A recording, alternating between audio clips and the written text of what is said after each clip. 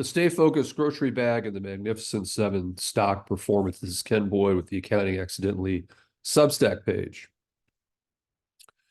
So the trash caught my eye as I walked past. The trash in the passenger seat was piled nearly to the ceiling: fast food containers, shoes, coats, papers. And on top of the pile was a canvas bag that said, "Stay Focused," written in pink letters.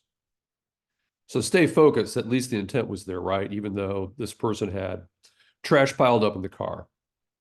So focusing on investment performance can take time and effort. And if you don't check periodically, you might be surprised at what you find.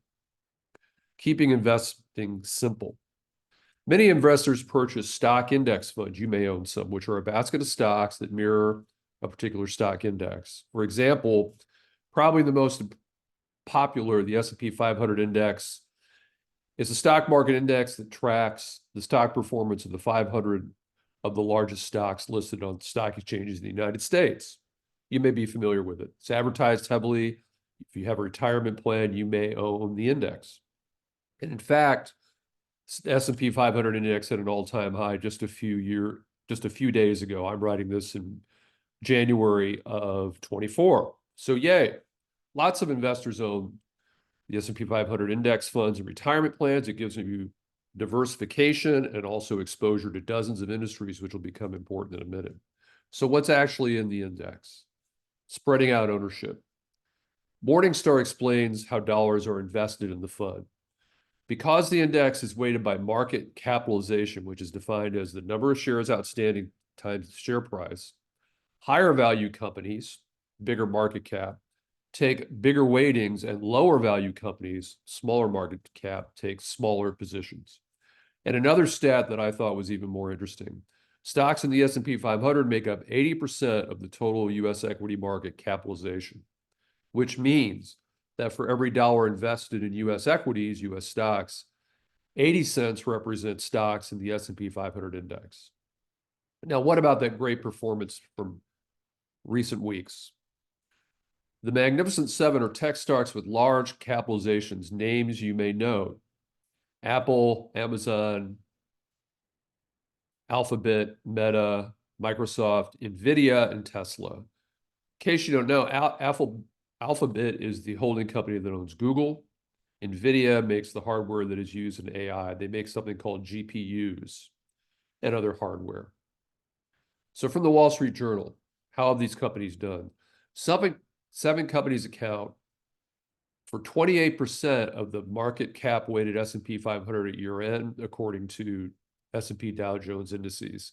So these stocks represent 28% of the entire index. And how have they performed? Last year, the Magnificent Seven stocks more than doubled, adding over $5 trillion in market value. So what's the bottom line?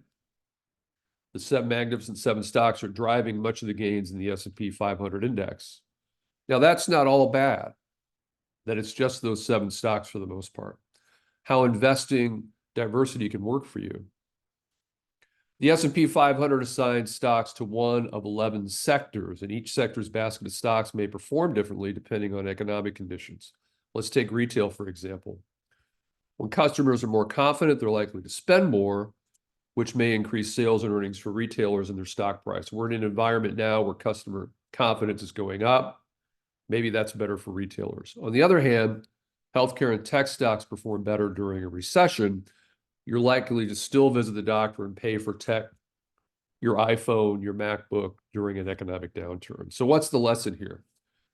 Diversification makes your investment portfolio less exposed to the risk of particular stocks in the index declining, in your portfolio declining. There may be times when a larger portion of your gains come from just a smaller amount of stocks, just like what's going on in the S&P 500 now. Now, if you own the S&P 500 and decide to buy more of the Magnificent Seven stocks individually outside a fund, your portfolio will be less diversified and you'll be exposed to more investing risk with those particular stocks. So if Apple's in the index and you go outside of the fund and buy more Apple's individual stock, that creates more risk for you if Apple stock declines. As always, consult with a financial advisor on these important issues. So that's our discussion for today. If you'd like more information and conversations about accounting and finance, you can go to Accounting Accidentally at Substack. Thanks for watching.